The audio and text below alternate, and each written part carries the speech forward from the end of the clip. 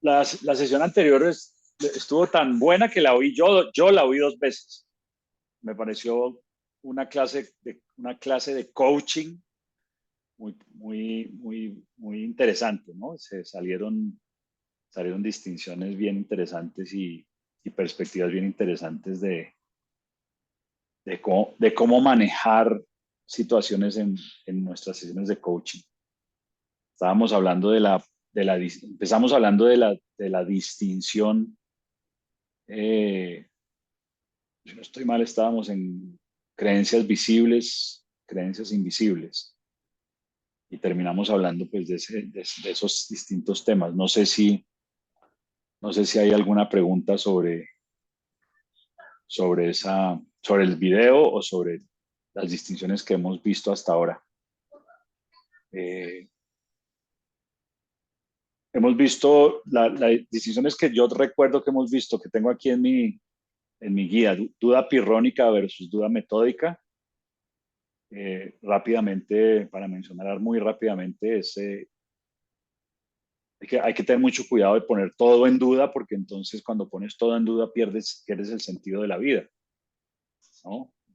La duda por la duda es como la exploración por la exploración, es como hacer el niño interior, hacer un taller de niño interior por hacer un taller de niño interior, por tener un espacio en donde llorar. Eh, se, se, se, se puede convertir en una adicción, ¿no? Esa exploración. Y entonces, desde esa perspectiva, cuando invitamos al participante o cuando nos invitamos nosotros mismos, mejor, a estar en duda, pues es una duda con propósito, ¿no? El propósito de apoyar a la persona a ver una perspectiva distinta, porque la perspectiva inicial no le está funcionando. Entonces pongamos en duda la perspectiva, no porque sea mala o equivocada, sino porque no está funcionando. Entonces la duda ya no es pirrónica, la duda por la duda, sino la duda metódica, la duda con un propósito. Hablamos de la distinción entre informar y empoderar, ¿no? Informar es transmitir una información y esperar que la persona pues la reciba. Empoderar es que esa información abra posibilidades, que lo lleve a la acción, que de alguna manera lo catapulte a que se salga de su zona cómoda y tome acciones, estiramientos, ¿no? Acciones fuera de su zona de confort. Realidad actual, contenido, versus realidad mental, contexto. También hemos hablado de esa distinción, porque el coaching contextual ocurre en la realidad mental, en el contexto, pero siempre debe hacerse siempre que hagamos un proceso de coaching contextual, debemos estar buscando en la realidad actual, o sea, en el contenido, evidencia de si esa exploración contextual está funcionando o no para algo. Porque de nuevo podemos caer en el, no, yo no quiero llamarlo errores, yo creo que es una trampa de la mente, de quedarnos en esa exploración mental, ¿no? En esa exploración del contexto mental. Lo hablamos la sesión pasada, de una profunda exploración de cuál puede ser la creencia y cuál puede ser el origen de la creencia, y vamos a trabajar con los eventos de la niñez, pero luego no tenemos una manera de medir si esa exploración está funcionando o no en la realidad mental, en la realidad actual o en el contenido. Entonces, es importante mantener siempre esas dos distinciones presentes y asegurarnos de estar caminando en ambas. Eh, Agregaría hoy, no sé si lo mencionamos, pero hoy agregaría que uno de los pilares fundamentales de cómo podemos apoyar a las personas a crear resultados es que todo lo que ocurre en la realidad actual es el fruto de los acuerdos de las personas. Es decir, que todo lo que ocurre en el mundo, en el contenido del mundo, ocurre porque dos o más personas se pusieron de acuerdo y crearon un resultado. Entonces, yo puedo ser el determinador de la realidad actual, es decir, yo puedo ser quien diseña mi vida y diseña mi contenido, simplemente creando relaciones efectivas con el mundo para que ese contenido que yo declaro ocurra. Y por lo tanto, nuestra propuesta, digamos, al contrario, es que cuando se está presentando en el contenido un resultado que no es el que yo declaré o el que yo diseñé, el problema no está en el mundo, no está en el contenido, está en el contexto. Y es una manifestación de esa creencia invisible o de ese contexto invisible, se está manifestando en esos fracasos o en esos resultados de la realidad actual que no cuadran con lo que yo diseñé. Eso me devuelve a mí el poder. Hemos hablado hasta la saciedad de la distinción evento-interpretación, lo que ocurre y la historia que me invento sobre lo que ocurre. Sobre todo y principalmente como coaches, creo que es importante entender que para ser efectivo en esa creación de acuerdos que determinan la realidad actual o el contenido, yo debo estar empoderado y debo estar en un lugar de claridad y ser atractivo, porque siendo atractivo logro, pues es más, se abre la posibilidad al menos de que logre acuerdos alineados con lo que yo quiero crear.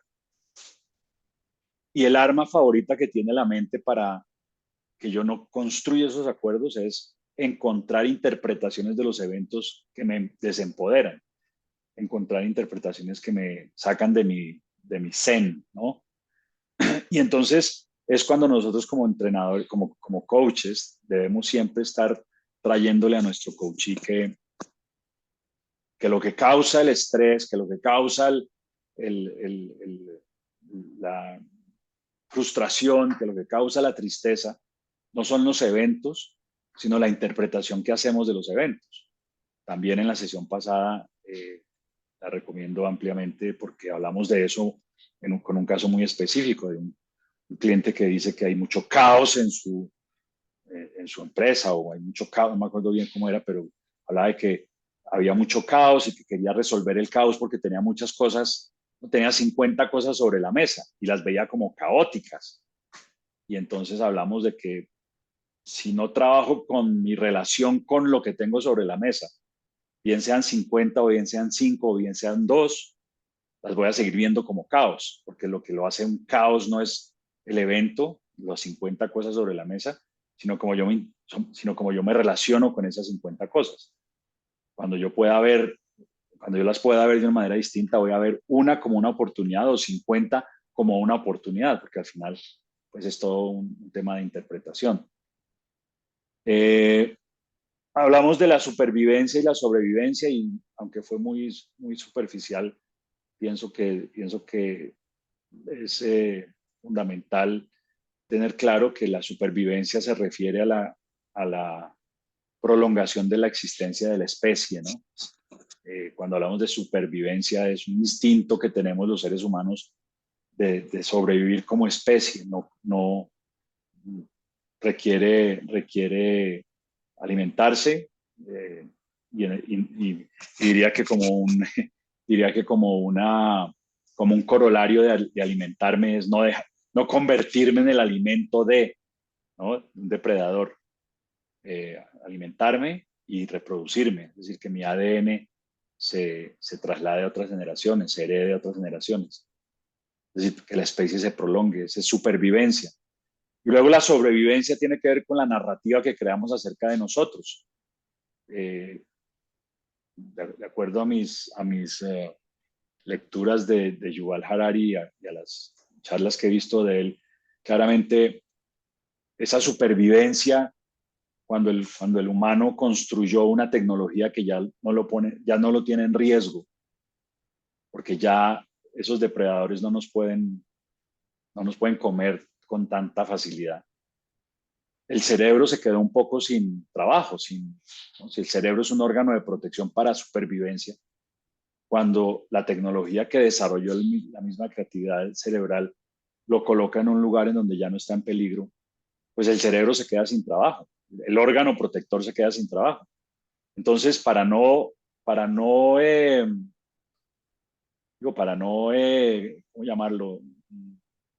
Atrofiarse, que creo que no se hubiera atrofiado, creo que hubiera evolucionado a otros espacios, pero, pero para no atrofiarse desde su perspectiva como órgano de protección, se inventó otro enemigo. Ahora el enemigo es social. Entonces, cuando hablamos de sobrevivencia, hablamos de la sobrevivencia social, la sobrevivencia de la narrativa, de la historia que construimos sobre nosotros, de la historia que construimos sobre los demás y sobre el mundo. Para el cerebro, ahora las, ¿no? Que esa historia se sostenga es más importante, incluso que se sostenga la supervivencia del cuerpo y de la especie, ¿no? Eh, Hay seres humanos que por cuenta de la narrativa del diálogo interno, pues atentan contra su vida a través de mecanismos letales y no letales. Letales, tirarme de un barranco, colgarme o pegarme un tiro; no letales, comer en exceso, hacer uso de elementos que claramente me hacen daño físicamente. Pero todo eso ocurre porque la narrativa que hemos creado está sobreviviendo. Ya no es una supervivencia de la especie, sino la sobrevivencia de la narrativa, de la historia que mi mente ha creado. Y entonces creo que como coaches es importante mantener esa perspectiva siempre, ¿no? Que cuando estamos hablando con un cliente, su cerebro percibe el no tener la razón como una amenaza a su existencia, ¿no? Y por lo tanto debemos ser muy cuidadosos de no entrar de no entrar desde un lugar de tú no tienes la razón, tú estás equivocado, yo tengo la razón, yo estoy equivocado. Perdón, yo tengo la razón, tú estás equivocado, porque entonces, pues ese cerebro va a levantar las manos, va a levantar los puños, a defenderse. Y en una relación de coaching, uno a uno, pues cuando se enfrentan dos poderes, gana el poder más grande. En una relación de coaching, el poder más grande lo tiene el coachee. ¿Por qué? Porque es el que paga, es el que puede no volver a llamar, es el que puede ir a contratar otro coach, y entonces perdemos al cliente, perdemos la relación. En otros espacios como las salas de transformación, pues construimos una ilusión de que el poder lo tengo yo como entrenador. Eh, pero eso no ocurre en una relación de coach, de coach-coachee. El poder lo tiene el coach, entonces el coachee, perdón. Si entro en esa discusión, si me pongo en ese lugar, seguramente voy a salir perdiendo y voy a perder el cliente. Entonces, eso sobre supervivencia y sobrevivencia. Hablamos de la distinción también ser, hacer, tener versus tener, hacer, ser, que no es otra cosa que un corolario del contexto víctima y el contexto fuente. O el contexto víctima es un contexto en el cual quien yo soy está determinado por lo que hago y lo que tengo, por lo que ocurre en el mundo. Tener, hacer, para ser, ese es el contexto de víctima, de mi valor como ser humano. Mi felicidad, mi alegría, mi tranquilidad depende de lo que sucede en el mundo, depende de lo que otros hagan o no hagan, depende de lo que otros digan o no digan. Entonces cuando estamos en víctimas, estamos en el contexto ser, hacer, perdón, hacer, tener, ser. Lo que hago y lo que tengo determina quién soy. Ahora, por evolución, nuestro cerebro está en un contexto víctima, por evolución. No hemos evolucionado a un contexto de yo soy la fuente, ¿no? No somos los putos amos del universo, perdón por el francés. No hemos evolucionado a un lugar en donde estemos en la punta de la cadena alimenticia por evolución. Nos hemos colocado allá a la brava con el apoyo de la tecnología, pero nuestra mente no evolucionó para estar allá. Entonces, esa conversación, esa primera impresión, esa primera reacción víctima es inevitable. Esa primera reacción de pensar que yo valgo por lo que tengo o que yo valgo por lo que hago es inevitable. Esa búsqueda del valor mío allá afuera es inevitable. No lo podemos evitar. Eh, Creo que nuestra función como coach es sacar a la persona de encontrarlo en ese espacio, verlo compasión porque no tiene otra opción, verlo con empatía porque nosotros mismos seguramente hemos estado en ese lugar y desde un lugar de compasión y empatía mostrarle la perspectiva de yo soy la fuente, ser, hacer, tener. Quien yo soy determina lo que hago y lo que tengo. Yo soy el que determina lo que sucede en el mundo.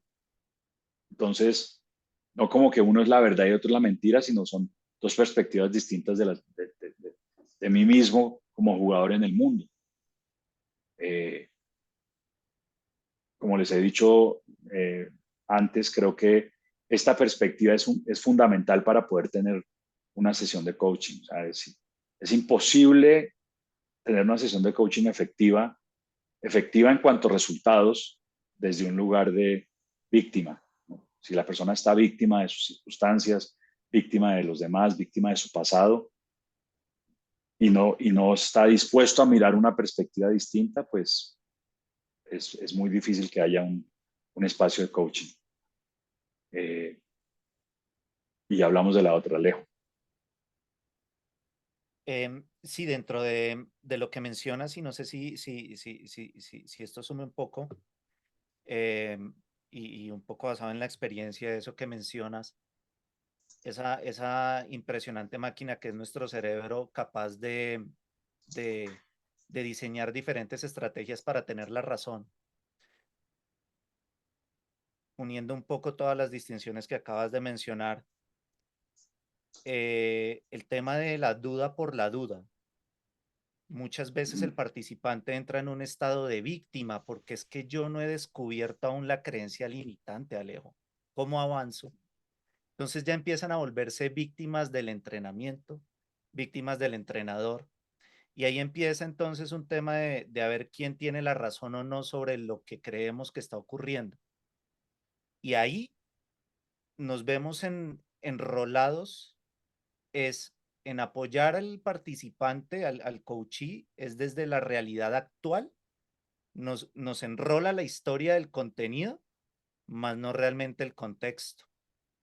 Y desde esa perspectiva son cosas muy frecuentes que pasan en las sesiones de coaching cuando no hay una claridad sobre realmente qué es lo que se está explorando y qué se quiere lograr a partir de eso.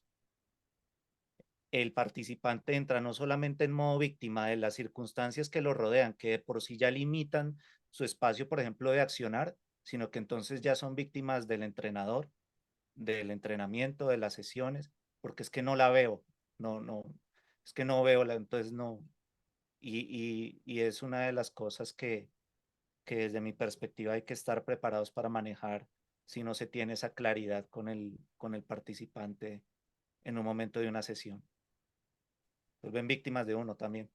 Sí, claro, y yo creo que también como coaches tenemos que saber cuándo dar un paso atrás y decirle, a ver, tomemos un espacio porque por eso, ¿no? Porque yo mismo no sé cómo sacarte de ese bucle, ¿no? De esa espiral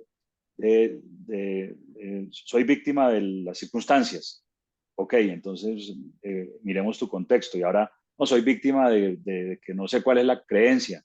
Eh, eh, ok, entonces exploremos ese victimez. Y entonces después el siguiente nivel es, no tengo en mi mente ningún evento en mi niñez que me haya construido, que me haya podido construir esa creencia, ¿no?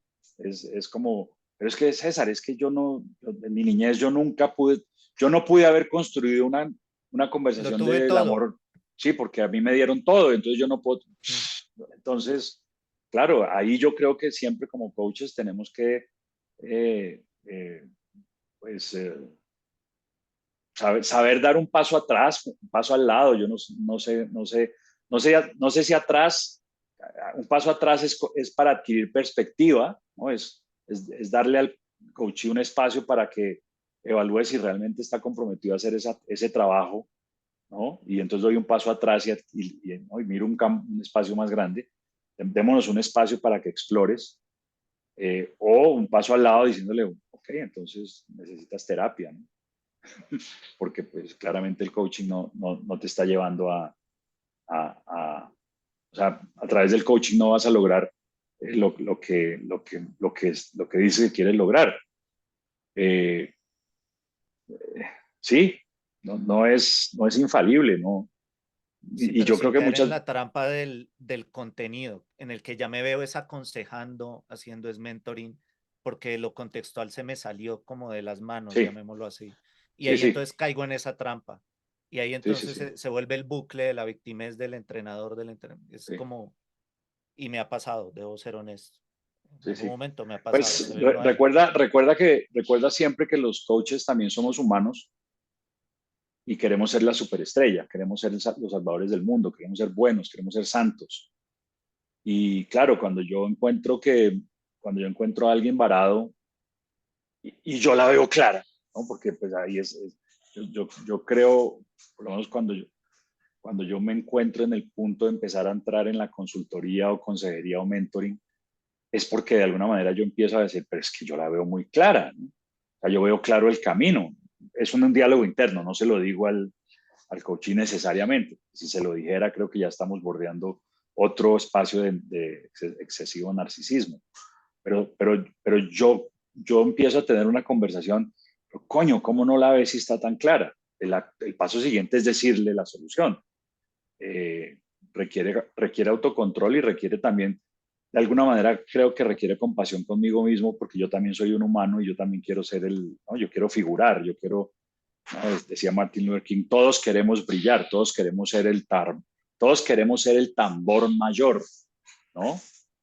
Eh, y se nos olvida pues que no estamos por lo menos un coach no está en el negocio de ser el tambor mayor, está en el negocio de ser el que le enseña a la persona a convertirse en el tambor mayor de su propia vida. Eh, pero es un buen agregado, creo, en este momento, Alejo, gracias. No tengo una respuesta de cómo manejarlo, ¿no? Eh, lo que yo he logrado es, o doy ese paso atrás y ese me da una perspectiva distinta, o doy un paso al lado y le digo, ¿sabes qué? Eh, necesitas buscar a alguien que te pueda apoyar porque pasaron resultados, pues pareciese que, pareciese que yo no soy la persona que te puede apoyar en este momento. Entonces, paso atrás o paso al lado. Grave error caer en el mentoring, ¿no? Caer en la consejería, porque si no le funciona, ahí sí es cierto, o sea, vamos a hacer, el coach ya no solamente va a ser víctima del entrenamiento o de la tecnología, para no llamarle entrenamiento, de la tecnología, no va a ser solamente víctima de su propio entorno, sino ahí sí se vuelve incluso víctima del coach, ¿no? Mientras yo no le dé consejos, no está víctima del coach. Está víctima, puedes ponerse víctima de la tecnología y de sus circunstancias. Pero cuando yo le doy un consejo y no le funciona, entonces ya estamos en un tercer nivel de victimez, ¿no? Víctima de mis circunstancias, víctima de la tecnología y víctima del coach. Difícil sacarlo de ahí, ¿no? Por eso yo digo, cuando me encuentro con esos víctimas de la tecnología, no sé cuál es no veo, o sea, no veo, no, no, no es, no veo la, no veo, no es, no veo la, no es, no veo la creencia, porque la creencia se manifiesta en el fracaso, ¿no? Ahí está, ¿no? El resultado que no es el que yo declaré, me grita en la cara la creencia, ¿no? Usualmente no es que no vean la creencia lejos, sino que su mente inmediatamente busca evidencias de que esa creencia no está presente. Pongo un ejemplo. Cuando una persona, por ejemplo, está buscando ser abundante en su economía, pues posiblemente está en una creencia de el dinero es malo, en una creencia de yo no puedo tener lo que yo quiero, está en una creencia de yo no soy importante, o yo no, sí, yo no soy importante. Ahora, cuando empezamos a hablar de esas creencias, inmediatamente su mente le dice, pero como yo no puedo tener lo que yo quiero si yo tengo si yo tengo esto y esto y esto, ¿no? Que yo quería y yo los tengo. ¿Cómo que no soy importante si yo soy en mi trabajo yo soy el CEO? ¿No? Y cómo que no soy, que no puedo tener lo que no. Y empiezan a buscar evidencia en sus vidas de que esa creencia, pues no existe. Eh, y como hemos dicho, el problema no es la creencia, el problema es el automático, la automaticidad de la creencia. Porque la misma creencia que me hace no tener abundancia en mi vida me hace ser un extraordinario papá, ¿no?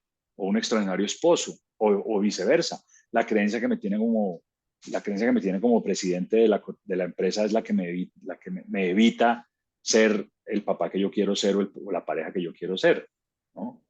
Entonces, no necesariamente es que no ven la creencia, Alejo, y tal vez con esta formación pues vas a poder afilar un poco más tu lápiz para que no ocurra eso. Pero el problema para un coach contextual nunca es que no vean la creencia porque está manifestada en el fracaso. Es que su mente automáticamente encuentra evidencias de que esa creencia, no, yo no tengo esa creencia porque es que mira este resultado que sí tengo. Eh, no sé si ves esa pequeña distinción ahí que seguramente la Sí, vas a afilar mucho con esta formación. Eh, sí, eh, entiendo. Más bien justifican el hecho de por qué ha ocurrido lo que ha ocurrido como ha ocurrido y no de cara a lo que podría llegar a ocurrir, lo que los está limitando a partir de eso. sí, sí. Y no están dispuestos a hacer la exploración contextual, o sea, no están dispuestos a ir a qué es lo que está ocurriendo en la realidad mental que está generando ese fracaso o que me está limitando de crear eso que quiero que ocurra, ¿no? No quieren ir allá, no quieren, y no es que no quieran, su cerebro no quiere que vayan, ¿no? Porque entonces es como se desnudan. Cuando, Mm. cuando, cuando yo miro, cuando yo empiezo a identificar que basado en resultados, no basado en mi diálogo consciente, sino que basado en resultados se está filtrando en mis resultados una creencia del amor es a golpes o el amor engaña o el amor. Mi mente entra en emergencia porque me le estoy metiendo al rancho. Entonces mi mente va a encontrar mecanismos de defensa. Yo como coach tengo que ser consciente de esto. El cerebro entra a la defensiva. Y si yo tengo la conversación, peor. O sea, si adicionalmente es una cuestión que a mí me usa, peor, porque empiezo a tener conversaciones de sí, yo lo entiendo, ¿no? Así es entendible, ¿no? Es entendible, claro, pobre. Es que es duro, es que es difícil y me Se conecto, atrapa. me atrapo en el drama, ¿no?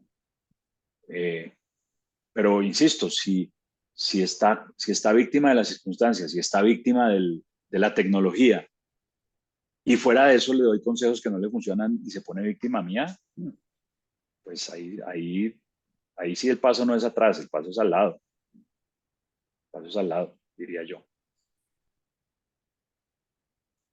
Eh, Otra distinción que hemos visto es la distinción entre el dolor histórico y el dolor dramático. Eh, Dolor es dolor y en este sentido pues no es un dolor distinto ni se siente distinto, pero el dolor dramático es el dolor que de alguna forma se experimenta desde el drama de la vida actual o adulta, desde el drama de la vida, desde el drama de los eventos que me han causado dolor. mm, Refraseo eso, desde el drama de los eventos cuya interpretación me ha causado dolor en mi vida adulta, porque el dolor no lo causan los eventos, sino la interpretación de los eventos.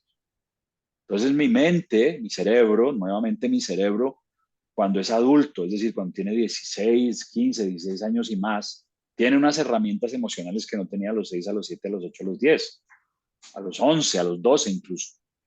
Entonces,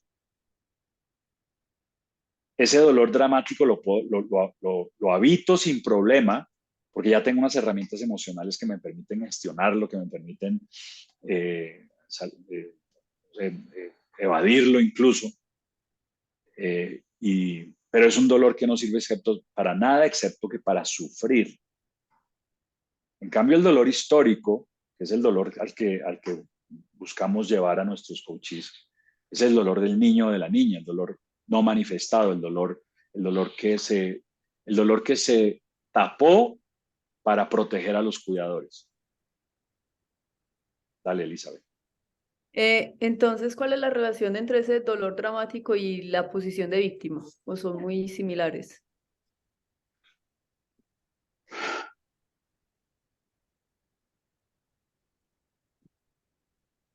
Uf, es una buena pregunta.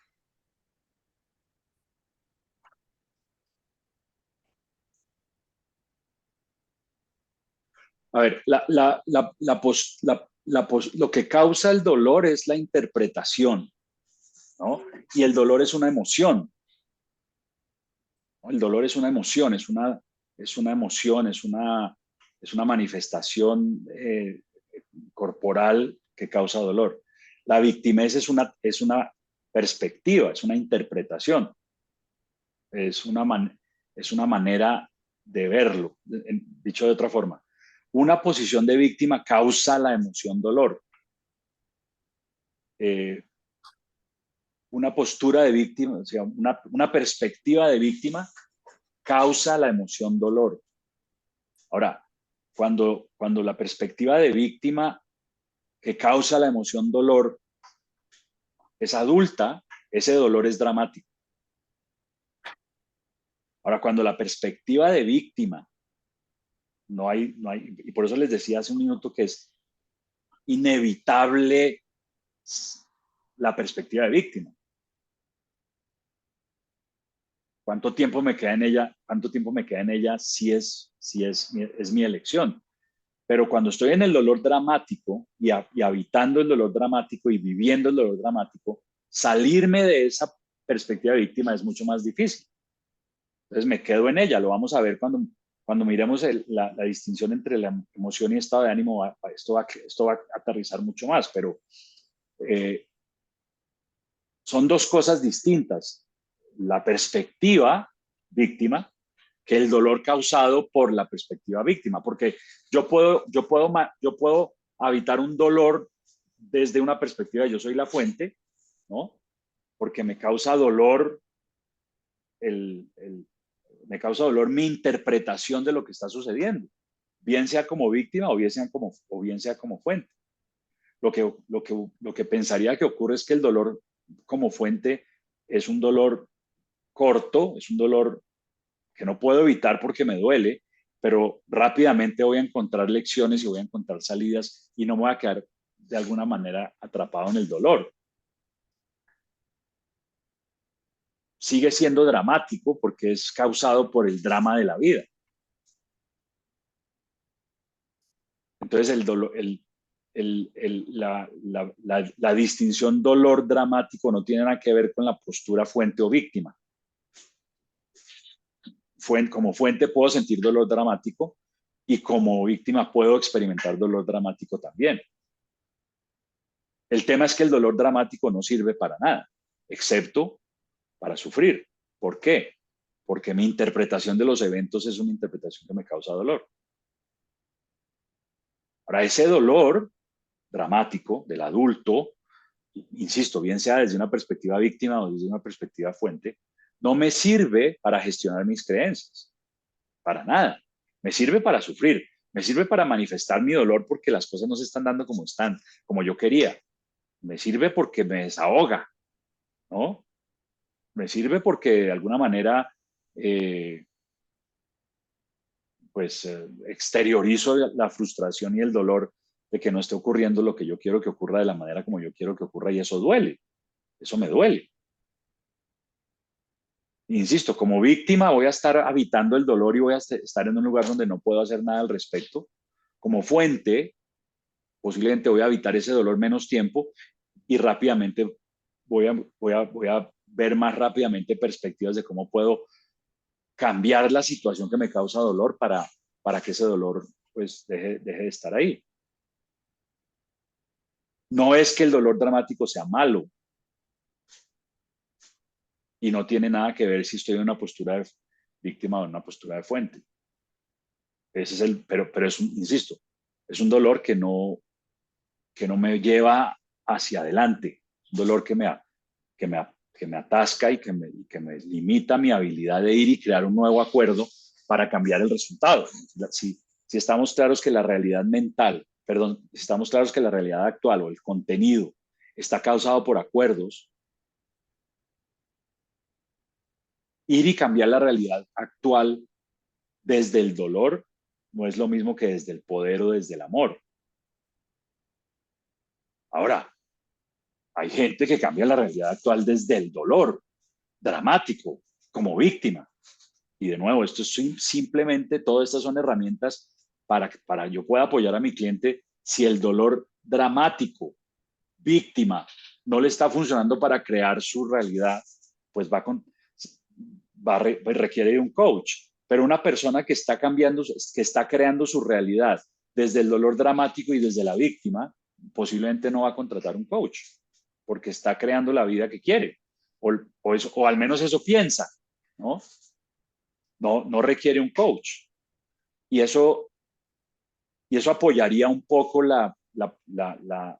diría, lo agregaría a lo que hablábamos hace unos minutos con Alejo, porque es que a veces la tecnología eh, propone o hace o sugiere que es que hay que salir de víctima porque está mal ser víctima, y en realidad no.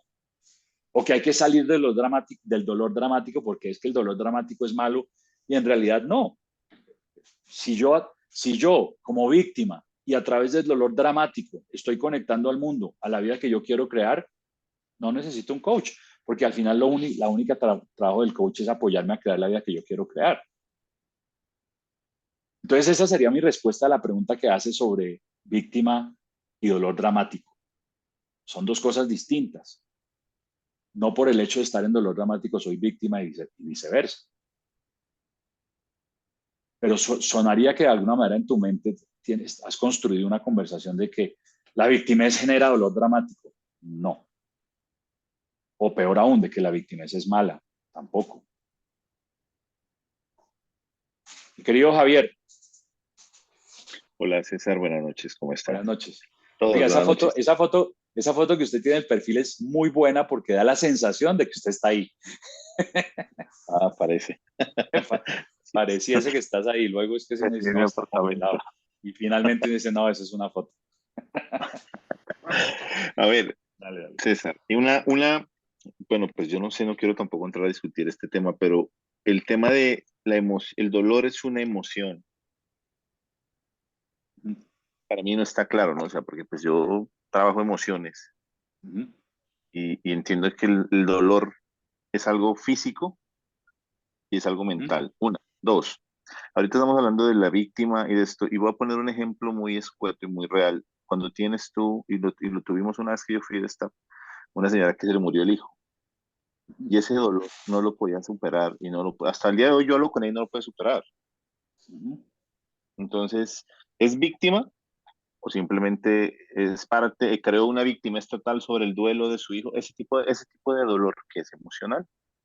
Uh-huh. Ese sí es un dolor emocional Ajá. por recuerdos y se vuelve víctima. A ver, voy por partes, Javi. Dependiendo del autor que tú revises, hay distintas emociones. Entonces, hay autores que dicen que los humanos tenemos, he leído autores de 30 emociones y he leído autores de 5 emociones. Eh, el, el dolor, el dolor es una manifestación de una emoción, es una manifestación de una emoción.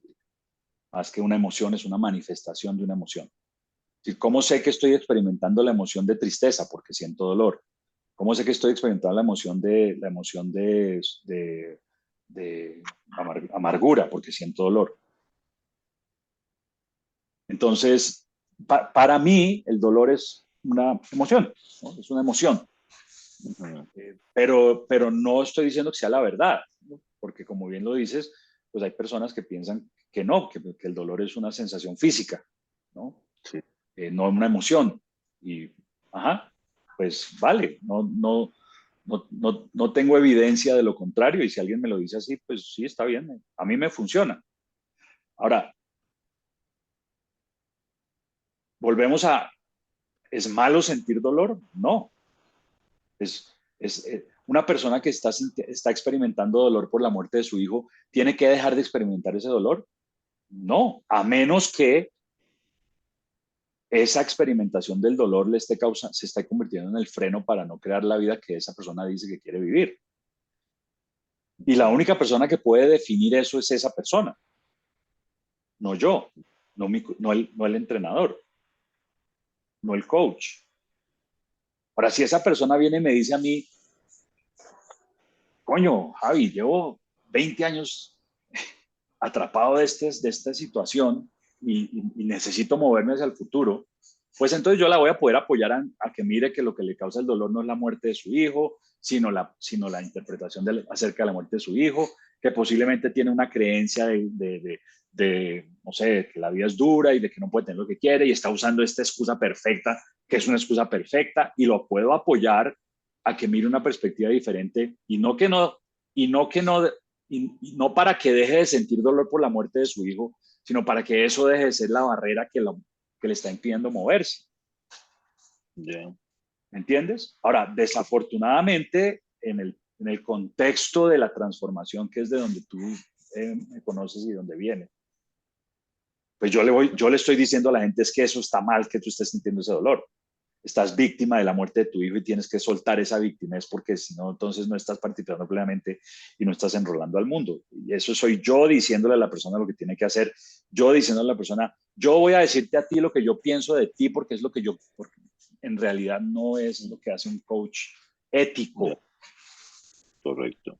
¿Entiendes? La ética del coaching me dice a mí que si la persona quiere sentir dolor por la muerte de su hijo 30 años y eso para la persona no se convierte en un freno, yo no tengo nada que hacer ahí sino ir a abrazarla y cuando llora por su hijo abrazarla y decirle lo siento mucho y pues qué tristeza.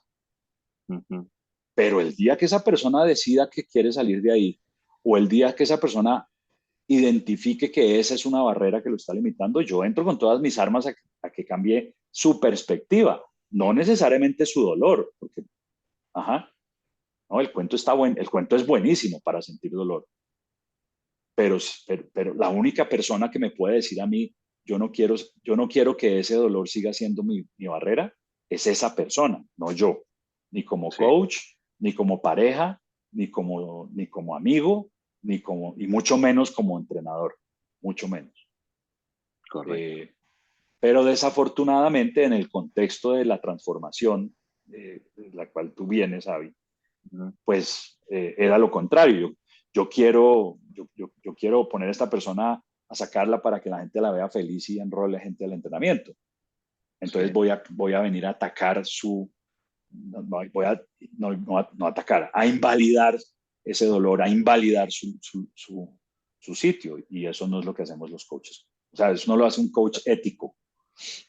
Correcto. No sé si respondo a tu pregunta. Sí, perfectamente, gracias. Sí, claro que sí. Me queda muy claro, gracias. Vale, gracias. Entonces, ese es el dolor dramático. El dolor histórico es el dolor que tapamos con las creencias.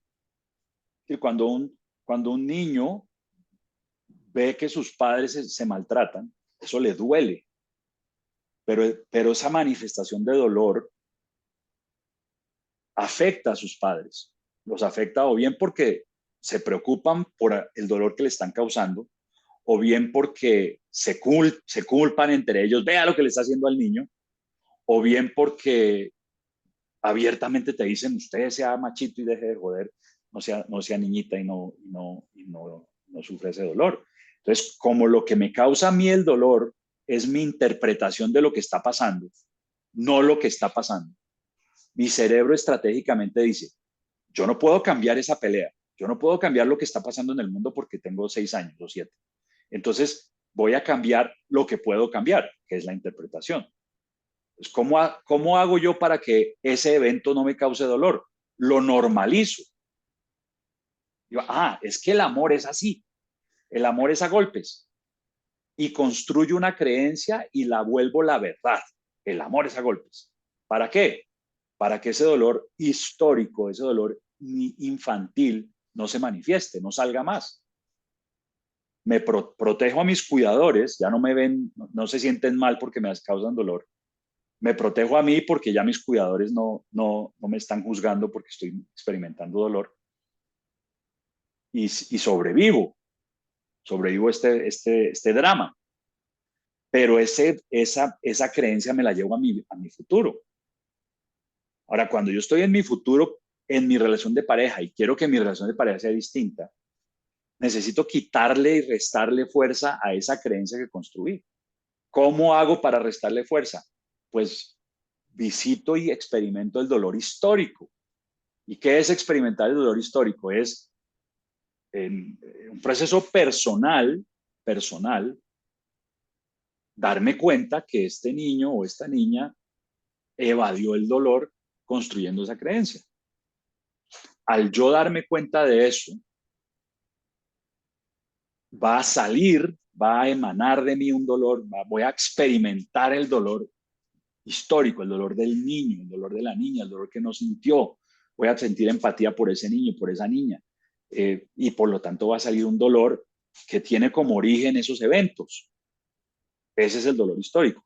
Cuando yo experimento ese dolor histórico, la creencia no desaparece, sino que pierde fuerza, pierde poder, pierde certeza. Y al perder certeza me permite en el presente tomar acciones y crear relaciones que sin haber explorado ese dolor histórico no estaban disponibles para mí. Entonces, cuando exploramos el dolor histórico, lo exploramos con una o dos creencias claras que voy a trabajar. Y dos, con un plan de acción que me muestre si esa exploración del dolor histórico está o no está funcionando. Porque si no lo hago así, si solo exploro el dolor histórico por explorar el dolor histórico, eso se vuelve terapéutico. E incluso, pues lo que les decía, se puede volver hasta adictivo. Yo tengo amigos conocidos que cada 6 meses van a un taller de niño interior para llorar al niño y lloran con el niño y vuelvan a nacer y hacen un ejercicio que paren a través de un túnel, vuelven a parir y lloran y no sé qué, y sus vidas sentimentales siguen hechas leña porque no han trabajado nunca la, la, la creencia de el amor agrede, el amor es agresivo, o el amor abandona, o el amor juzga, o el amor controla, no sé, lo que sea que tuvieron que construir. Y entonces no entienden y se rascan la cabeza, pero yo estoy trabajando con mi niño interior, ¿cómo es posible que mi vida no cambie? Pues porque eso no es trabajar con tu niño interior. Bueno, digo, eso no es explorar tu contexto. Es decir, está habiendo una remoción dramática de dolores del pasado, sí, me hace sentir bien por unos días o por un rato, pero luego mi contexto vuelve a tomar control. ¿Por qué? Porque no hice esa exploración contextual. Entonces, esa es una exploración que se puede hacer con un coach comprometido y digo yo, harto, hace la exploración de su pasado y en la soledad de su habitación puede llegar a experimentar ese dolor histórico, o con un poco de apoyo de nosotros, o con un taller de niño interior, ¿no? Pero antes de empezar el taller de niño interior, sentarse y tener una conversación de cuáles son las creencias que vamos a manejar, cuál es la manifestación de esas creencias en este momento de mi vida, cuál es la evidencia que va a decirme a mí que este trabajo de dolor histórico, este trabajo de niño interior, fue efectivo o no fue efectivo, porque si no, insisto, se vuelve una experiencia emocional que puede ser muy bonita, y insisto, a la cual la gente se vuelve incluso hasta adicta, pero que en realidad no está generando ningún cambio en la realidad actual o contenido de la vida del coachee. Y de nuevo, desde la perspectiva de la ética del coach contextual, pues buscamos que todos los procesos que hagamos impacten de manera directa al coachee en lo que nos ha contratado para cambiar. Entonces, esa es la diferencia entre el dolor histórico y el dolor dramático.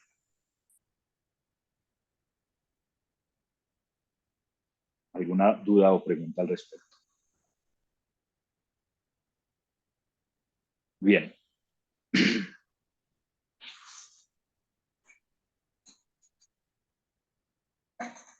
Otra, Hola, César. Sí, Edwin. Hola, César, ¿cómo vas? Buenas noches. Buenas noches a todos. Mm, César, tú dijiste en una de las sesiones anteriores que existe la zona cómoda, ¿sí? ¿Esa es la misma zona, lo que hablan de confort, o tiene que ver también con este tema de que, pues, como el caso, el ejemplo de la señora que perdió a su hijo, pues, como que esa es su zona cómoda, es como que, pues sí es, uno la ve como víctima, pero pues le sirve a ella, o Ujú. sí, es más o menos, o no tiene nada que ver. Sí, fíjate cómo es de estratégico el cerebro que ha denominado zona cómoda o zona de confort la más incómoda de las zonas.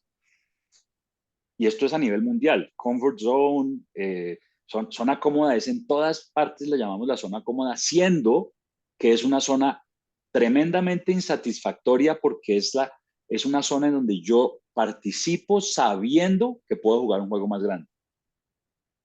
Yo le cambiaría el nombre por zona de resignación.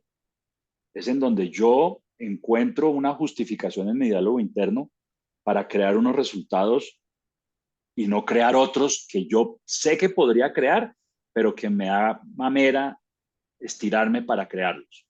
Ahora, cada persona tiene su zona cómoda y su tamaño de zona cómoda distinta, porque la zona cómoda la zona cómoda es un espacio, digamos, mental, ¿no? No es un espacio físico, un espacio mental, de hasta dónde yo puedo ir y no perecer, y no morir.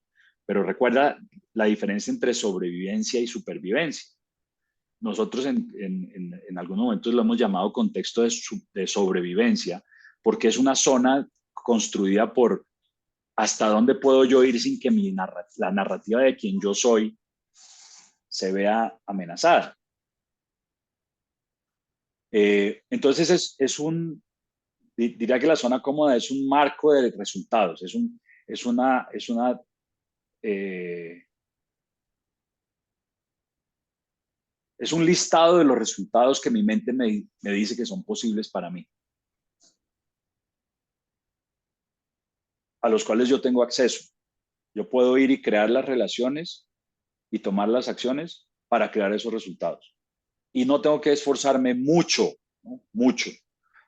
Eh, pero pues eso, dependiendo del contenido de la vida de cada uno y del contexto eh, económico y del contexto social de cada persona, pues la zona cómoda de Carlos Slim le permite estar en donde está, la zona cómoda del señor el carpintero que hace las puertas del edificio donde yo estoy comprando un apartamento, él tiene una zona cómoda distinta, pero las dos son zonas cómodas. Entonces, primero, no hay una zona cómoda mala o una sola zona cómoda buena. Es una zona cómoda, ¿no? Es una zona en donde yo habito, yo produzco unos resultados y de la cual solamente me puedo salir porque yo elijo salirme. La única persona que puede decir un día, oiga, yo no quiero seguir más en mi zona cómoda, pues soy yo. Y de nuevo, es el coach. Perdón, es el coachee, el que puede decir, el coachee, no el coach.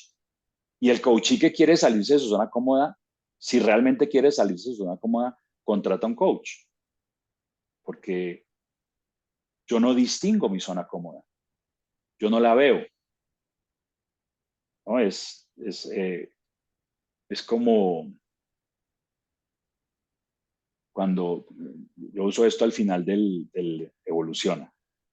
Cuando Cristóbal Colón salió hacia oeste con sus barcos, en la narrativa del momento la Tierra era plana, es decir, que en la narrativa del momento ellos iban a caer, iba a llegar un momento en donde la Tierra se acababa y iban a caer a un abismo de dragones y de fuego. Esa era la verdad. O sea, que ellos, cuando pusieron su proa hacia oeste, era suicidio, ¿no? Nos vamos a suicidar. ¿Por qué? Porque en algún momento este océano se acaba. Ese era el borde de su zona cómoda. Y así funciona la zona cómoda. Es donde Si yo puedo hacer esto, pero si doy más allá, me muero. Ahora, no me muero físicamente, me muero socialmente. Muere la serie de verdades que yo he construido sobre mí.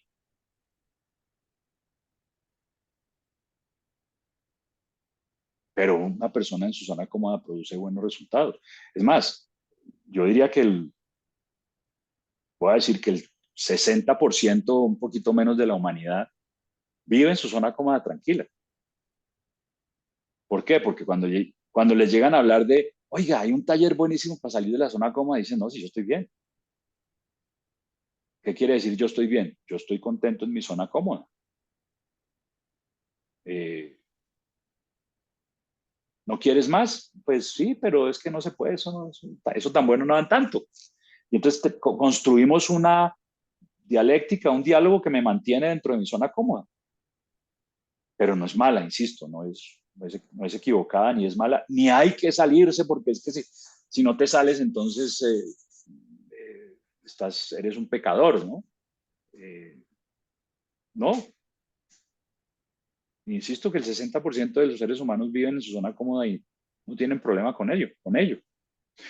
Y yo diría que una vez que expandes tu zona cómoda, pues tú te acomodas a una nueva zona cómoda, solo que más grande. Cuando yo hice mi entrenamiento, pues aparecieron una serie de posibilidades de resultados que no veía antes, no veía posibles y se volvieron posibles. Y entonces esa nueva posibilidad se volvió mi nueva zona cómoda. Y ahí jugué un rato y luego volví a crecerlo y es un poco pues la invitación de entrenamientos como de transformación o como el que hacemos en creación. Pero la única persona que puede decir si se quiere salir de su zona cómoda, pues yo creo, de nuevo, en una relación ética, pues es el coachee. Ahora, el mundo está lleno de talleres y de cursos que te dicen es que tú estás en mediocridad, es que tú eres un mediocre, es que tú no eres un ser humano ordinario, es que estás loco, es que... Te robas el Y oxígeno. te estás robando el oxígeno sí, exacto. Esa la usábamos, Alejo y yo la usábamos.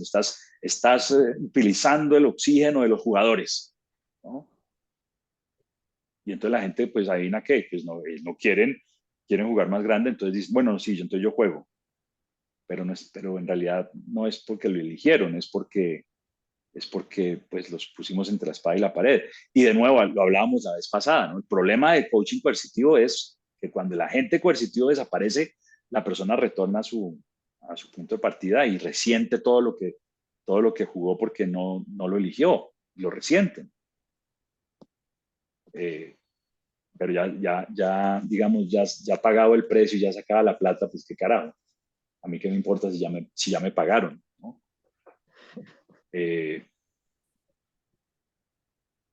Pero no es una zona mala, Edwin, y sobre todo desde nuestra perspectiva del coaching contextual, eh,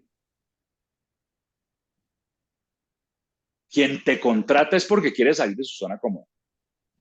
Ahora, volvemos si he hecho el acuerdo y he hecho el negocio y he hecho el contrato, esa persona no está dispuesta a dar esos pasos para allá, entonces en realidad no está dispuesta a salir de tu zona cómoda, tienes que estar listo a dar un paso al costado y decir, no, ¿sabes qué? No, ¿no? Por eso cuando hablemos del tema, porque en algún momento hablaremos, nunca fíes una sesión de coaching. No, cóbrala por delante. Yo cobro 8 por delante. Y hay gente que hace 2 y no vuelve, pero me pagó 8. Sí. Ah, sí, yo Igual cobro 8. aquí, eso Yo no, cobro eso. 8 sesiones por delante. Y firmado. Sí. Y si no vuelves, no hay que no, que solo use 2. No, aquí miren, no hay devoluciones. ¿Quiere usarlas después? Yo estoy disponible. El contrato dice que tiene 6 meses para usarlas. Hay gente que me llama a los 2 años. Ay, César, estoy jodido. Bueno, está bien, tenías 4, te doy 2 sesiones. De buena onda. Pero de querido, sí, porque contractualmente no tendría que haberlo hecho. Entonces, como coach contextual es una de mis tareas más importantes es desatanizar la zona cómoda. ¿No? No es mala. Ahora, el problema con gente como tú y como yo y personas que hemos hecho estos tipos de entrenamientos es que estamos despiertos a que podemos ir un poquito más allá. Y entonces yo quiero un poco más y ya no tengo la conversación que tenías antes de entrenarte de eso no se puede, eso es imposible, eso no es para mí. Ya no la tienes, ya dices, oiga, eso de pronto sí es para mí. Entonces, pues quieres más. El 60% de los seres humanos quieren más, pero luego no están dispuestos a hacer lo que hay que hacer para lograr más.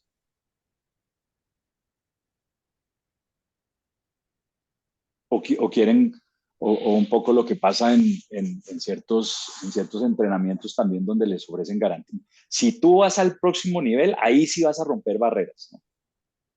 Entonces les ofrecen garantías, entonces van al próximo nivel pensando que ahí sí van a romper barreras y sí tienen una experiencia religiosa, pero luego cuando la van a aplicar a la vida no saben cómo.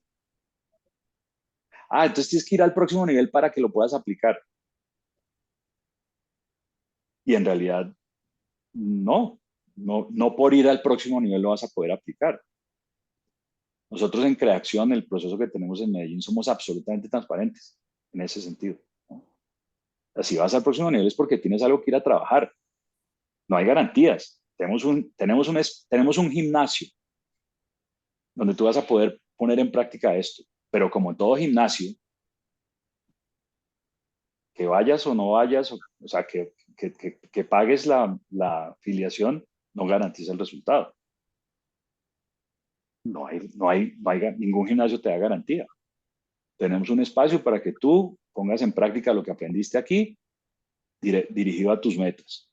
Pero al final el trabajo lo haces tú y vamos a tener un coach y creamos un espacio, sí, donde va a haber gente apoyándote a que lo logres.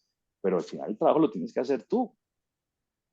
Y por supuesto, pues vas a estirar el caucho hasta donde tú vas a estirar el caucho.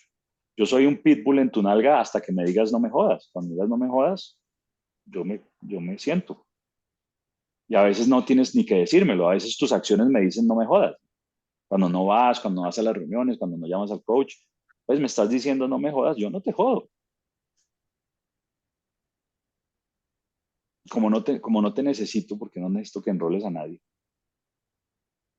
Entonces, no me jodas, no te jodo. Yo hasta mejor, porque los coaches se pueden enfocar en los que sí están trabajando. Eso ha sido uno de los regalos de Creación. Los coaches se enfocan en la gente que está trabajando. Entonces los que están trabajando logran 80, 90% de sus metas.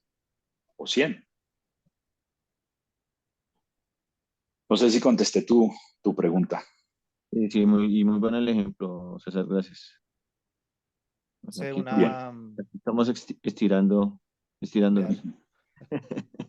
sé una cosa ahí que creo que en algún momento te lo compartí a ti y fue el cambio que yo tuve de pasar de dar los entrenamientos de transformación coercitiva en ese entonces y cuando dejo de trabajar en esos centros y dedicarme por mi lado pues al tema del coaching, aplicarlo en otros escenarios, yo te comentaba que para mí había sido muy liberador porque desde la perspectiva en la que se manejaba, como Edwin lo menciona y se lo contabas ahorita a Edwin, que vivimos el mismo proceso, como entrenador era muy duro, era muy estresante el tener que estar llevando a la gente a que creara evidencia, porque es que si no creaban evidencia, no tenían que mostrarle al mundo y entonces mis resultados como entrenador ese fin de semana se iban para la porra y no me volvían a contratar y se me acababa el trabajo y dependía de eso y generaba una necesidad. Desde esta óptica donde tú lo estás mostrando, yo ya soy completamente libre. Dependerá completamente del coachee. Primero que todo, tener una claridad en una agenda para saber si eso realmente lo vaya a llevar a salir de su zona de cómoda. Ahora, yo no lo juzgo porque si desde mi perspectiva personal, incluso su agenda está dentro de su zona cómoda, pues en 2 sesiones acabamos y listo. Y me gané el resto de ahí para adelante. Y de buena onda, incluso si quiere, venga y exploremos la posibilidad de si quiere algo más de ahí para allá. Y se le prendió una lucecita en esa oscuridad y se dio cuenta que podía ir incluso más allá. Pero desde ahí, como coach, es mucho más liberador. Es mucho más liberador en ese sentido de no sentirse culpable, de no sentir de que uno tiene que cargar con la vida de otros. A duras penas puedo con la mía. Entonces, desde esa perspectiva es muy importante que el coach tenga claridad en realmente qué es lo que quiere o para qué está contratando el servicio del coach. Si no, pues siga ahí, buenísimo, es que no está mal, chévere, chéverísimo. Imagínate desde donde yo trabajo que van casi obligados porque es una compañía que les está pagando los entrenamientos. A veces, Alejo, es que realmente yo no creo en esto, no me interesa, yo estoy bien. Y en contextos de países diferentes. Un país como Uruguay, 7 millones de habitantes, pero poblacionalmente grande, viven sabroso, viven muy bien. Sí, es mucha tierra para tan poca gente, entonces, a diferencia de nosotros que nos luchamos aquí un apartamentico, pero sean gentiles al escucharme el término para hacerme entender. Ellos son muy abundantes en muchas cosas que nosotros no vemos. Alejo, yo no quiero más, yo vendo 2 vehículos al carro al mes, eso para mí está bien. Mm. Entonces venga y hablemos de otra cosa en la sesión y listo, fresco, yo no tengo lío. Más bien cuénteme qué ha hecho y termina uno aprendiendo de ellos, pero es liberador de ya no tener, venga, es que ¿por qué no está vendiendo 3? Es que la marca, es que no, es completamente liberador desde ahí, ya depende de ellos, como ellos aprovechan la posibilidad de tener un coach al frente y si no, también está bien. Había un momento de su vida en el que yo no existía y la vida les funcionaba igual. Mm. Es como yo de pronto lo veo por ahí. Sí, eso pues por supuesto es toda la base de la ética del coaching y pues que de las cosas que a mí me conectaron desde el principio a a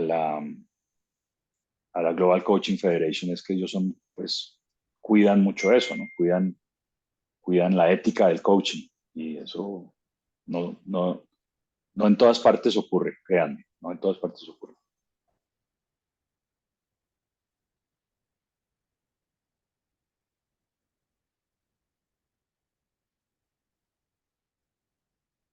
Bien, eh, otra, otra distinción que me parece importante, no, creo que no, sí la vimos también. La manera como los adultos racionalizamos nuestras creencias. El cerebro humano sabe que un adulto no, no, no, no llevaría ni sus acciones ni sus relaciones desde un lugar consciente de, por ejemplo, el amor es a golpes. Conscientemente, el adulto construye una imagen de el amor es con besitos y caricias. O el cerebro sabe que conscientemente un adulto no operaría desde yo no puedo tener lo que yo quiero. Al contrario, la mente adulta operaría desde yo puedo tenerlo todo. Y de hecho, conscientemente son, son frases que lanzamos, pero que luego aterrizar en nuestra realidad cuesta. Y eso ocurre porque de alguna manera lo que vamos haciendo a lo largo de la vida, lo que va haciendo el cerebro a lo largo de la vida es racionalizando las creencias. Esas creencias que construimos en estos primeros años de vida, que son creencias de sobrevivencia cultural, para poder sobrevivir en la manada, para poder sobrevivir en la cultura.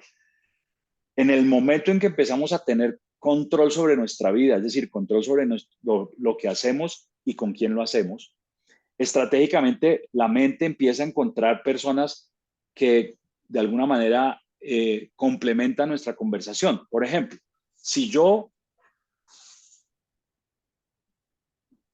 por los incumplimientos de palabra o el abandono de mi padre, construí una creencia de no puedo confiar en la gente que amo porque me causan dolor y me mienten. En el momento en que salgo a la vida, mi mente estratégicamente empieza a encontrar relaciones que confirmen esas creencias. Entonces mi primer amigo me traiciona. Voy y me busco de los 25 niños de mi curso, el único que traicionero, con ese me meto. Ese me llama la atención y con él establo una amistad. Y entonces él confirma mi creencia y empieza a taparla, pero ya no la tapa con yo no puedo confiar en la gente, sino la tapa con Pedrito me traicionó, Pedrito mi amigo me traicionó. Y luego mi segundo amigo, y mi tercer amigo, y mi quinto amigo, y mi sexto amigo, y mi primera pareja, mi tercera pareja. Y empiezo a construir empiezo a tapar la creencia con una racionalización de eventos de mi vida que me dicen y me reafirman mi creencia. Racionalizo de esa manera mi creencia y ya no es una creencia infantil de yo no puedo tener lo que yo quiero, sino es una creencia adulta de tengo mala suerte o de no me conviene o de Dios no está conmigo. Y cuando empiezo a hablar de por qué digo eso, pues tengo una serie de historias de mi vida adulta en donde una tras otra confirman lo que como adulto estoy diciendo, pero tapan la creencia. Entonces, necesitamos también como coaches ser conscientes de esta racionalización que construye el adulto. Es una racionalización que tiene dos orígenes, tanto el origen cerebral en estas estrategias como en el origen cultural. ¿Por qué cultural? Porque culturalmente hemos construido un cuento de que los humanos tenemos que ser coherentes, es decir, ser predecibles, no podemos tener grandes giros existenciales. Eh, eh, tenemos una esencia, una esencia, una línea de conducta. Debemos ser buenos y para ser buenos hay que hacer esto.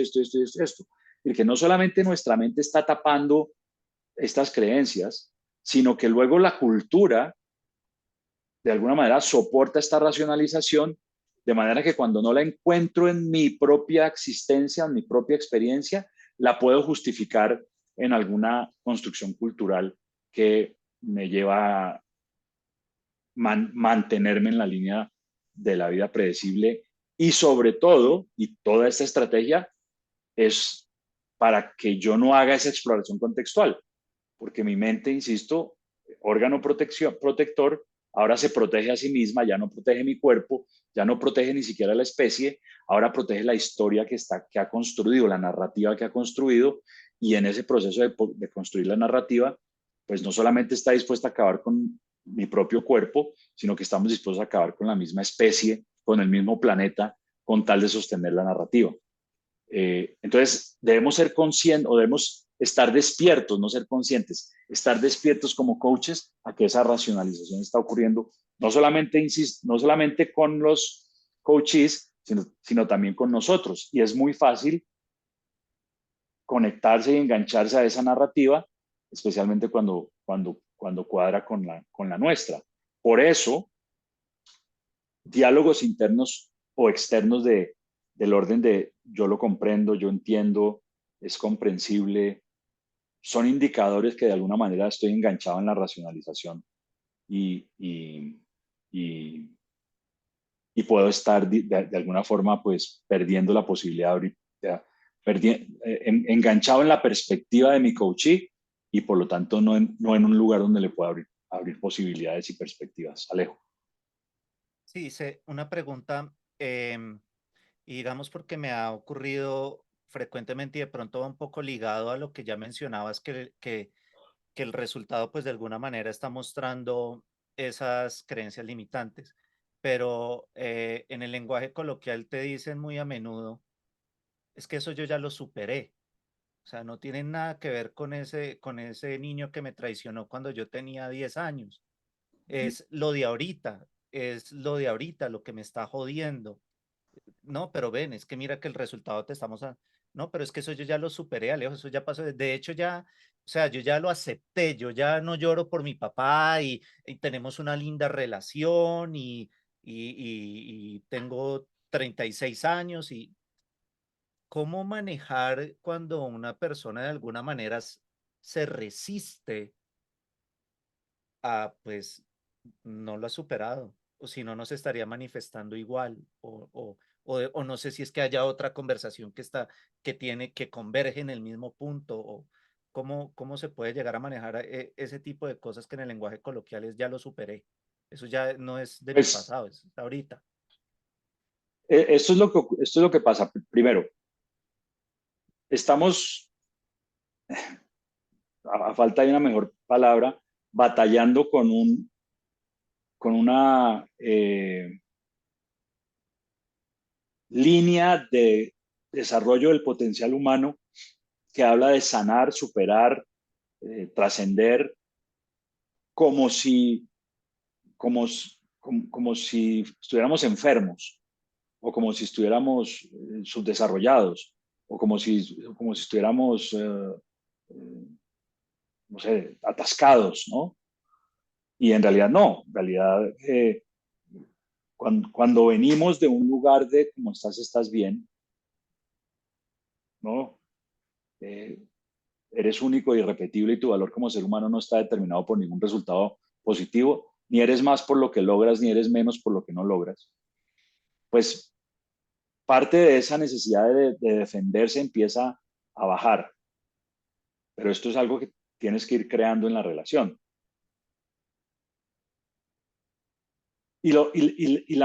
Creo que la mejor manera, si es que hay una mejor manera, es mostrarle que las mismas creencias que lo están limitando por un lado lo están apoyando por el otro. Cuando yo le puedo, cuando yo le puedo mostrar que sus éxitos se deben quizás a que esa misma creencia se está manifestando y sus fracasos se deben a la misma creencia, entonces se desarma esa necesidad de defenderse, yo no tengo esta creencia. Y puede que se abra la posibilidad esto no es cambiar la creencia, es que no te manejen automático, porque la misma creencia que te está generando este éxito te está generando este fracaso. Volvemos a, eh, para llegar a ese punto se requiere uno que tenga claro que no está logrando algo que él dice que quiere lograr, o sea, que sea una persona que sea un coach, que sea un coach y que te ha contratado porque quiere llegar a un lugar que acepta que por sí mismo no está logrando, lo cual no siempre ocurre, especialmente en las empresas. Dos, que esté absolutamente claro de la distinción entre evento e interpretación. Y tres, que esté en una postura de yo soy la fuente. Que si está en una postura de víctima, pues esto es virtualmente imposible que ocurra. Pero yo pensaría que, o por lo menos a mí lo que usualmente me funciona, en el momento en que empiezan a darse cuenta que la creencia no es mala, solo que los limita, y que la misma creencia que los está limitando aquí los está apoyando allá, y que no se trata de cambiarla, sino de que no me manejen automático, usualmente bajan la guardia y se permiten por lo menos mirar la posibilidad. Es decir, que está en mi poder como coach hacerlo.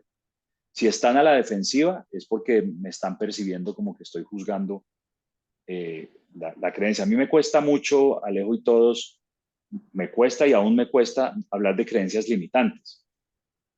Perdón, no hablar de creencias limitantes, porque es que la creencia no es limitante. La creencia es solo una creencia, no es limitante. La misma creencia que me apoya a ser el mejor empleado del mundo me impide ser la mejor pareja del mundo y viceversa. La misma creencia que me hace que confíe en los que no toca, me hace confiar en algunos que sí toca. Entonces, no hay creencias limitantes. Cuando empezamos a venir desde ese lugar, pues la persona empieza de alguna manera a no tener la necesidad de defenderse y empieza a mirar la creencia no como algo malo que hay que superar o algo malo que hay que curar o sanar, sino como simplemente de alguna manera, un elemento de su contexto que puede gestionar porque quiere lograr el resultado. Si no hay un resultado, no tiene sentido alguno hacerlo. ¿Qué piensas de eso? Desde esa óptica, eso ayudaría a que la persona deje de racionalizar los eventos en la adultez y que se abra la Pues posibilidad de explorar más allá. sí, porque al final Es que, el a ver, cerebro, cuando, cuando empiezan a usar la racionalización de los eventos o de la cultura, los eventos presentes o de la cultura o se esconden detrás del éxito presente, es porque se sienten amenazados. sí, digamos es que cuando te dicen que más o menos su entorno laboral está funcionando exactamente igual que su casa y son, entre comillas, odiados por sus colaboradores y la relación de pareja no funciona y a partir de eso tú trabajas, empiezas un camino de exploración y te descubres algo allá en su adolescencia, en su niñez y te dicen, no, es que ya eso ya lo superé, es que no tiene nada que ver con eso, es que ahorita, es que es mi esposa así, es que es el ambiente laboral así, pero ok, listo, entonces parémonos desde fuente a ver cómo lo está generando. Y entonces empiezan a racionalizar ese, ahí entra un poco el tema de que se vuelve es el dolor dramático del momento, más no mirar el dolor histórico, porque es que eso ya pasó y tienen éxito, de hecho éxito, o sea que cuando termina la sesión, yo con muchos de ellos me he sentado a decir, venga, ¿cómo ha hecho? Enséñeme a mí. Es, y aprendo, ¿no? Gente súper bien y me siento muy honrado por eso, de ser elegido para poder trabajar con ellos. Unos cargos altísimos, dueños de consorcios de concesionarios en Sudamérica, por ejemplo. Pero, fue pucha, no, no sé, sí, de pronto me lleva a mirarme a mí, de pronto estoy juzgando en algún punto, me llama mucho la atención. De hecho, ya estaba pensando en la próxima publicación de Instagram. No hay creencias limitantes, hay creencias. Sí, Sí, qué interesante eso. la, la, a mí me cuesta porque aprendimos, ¿no? Desde el día uno de todo este proceso, estos 23, 24 años que ya llevo en esto, pues desde el día uno fue creencias limitantes, creencias limitantes, creencias limitantes, ¿no? Pero desde la perspectiva del coaching contextual no hay creencias limitantes, hay creencias. Y lo que limita es la automaticidad de la creencia, que me maneja en automático. El automático que me permite ser un gran empleado no me permite ser un buen papá y viceversa. O la automaticidad de la creencia es la que hace que yo no tenga buenas relaciones con la gente, a menos que utilice el poder jerárquico, ¿no? O el liderazgo jerárquico. Y ahí es donde se joden despidos masivos, el cambio del Sí, personal es a toda hora. Y yo le sí, dije, ¿y vas a echar a tu esposa igual, a tus hijos sí. igual? Es Pues como, como no los pueden echar, entonces, pues no tienen relación, ¿no? Como no los pueden exacto. echar, no tienen relación. Ah, no, son los primeros en llegar al trabajo y los Exacto, últimos en irse. exacto. Entonces, pero fíjate, la única razón por la cual hay esta racionalización y hay el apego a esta racionalización, míralo como el humano que es porque se está sintiendo amenazado.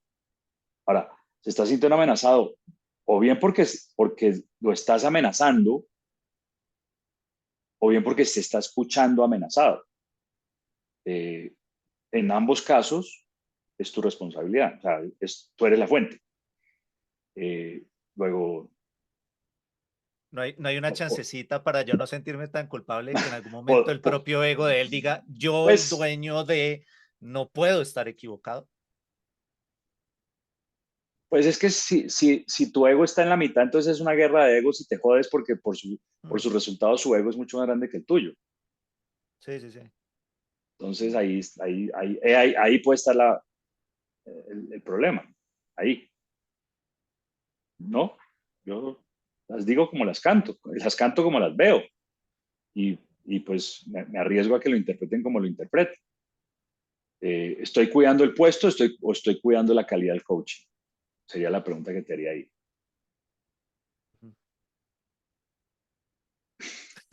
¿Qué crees? No, pues Pagan bien. pagan bien.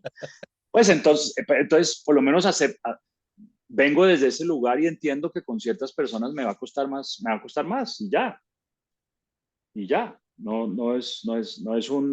No no es entonces tienes que mandarlos a la porra y arriesgarte a quedar sin el trabajo, pero pues acéptalo desde ahí y entiende que pues, cuando te estás frenando, quizás ese salto de fe que estás pidiendo que hagan ellos, si tú no lo haces, ¿por qué lo van a hacer ellos? ¿No?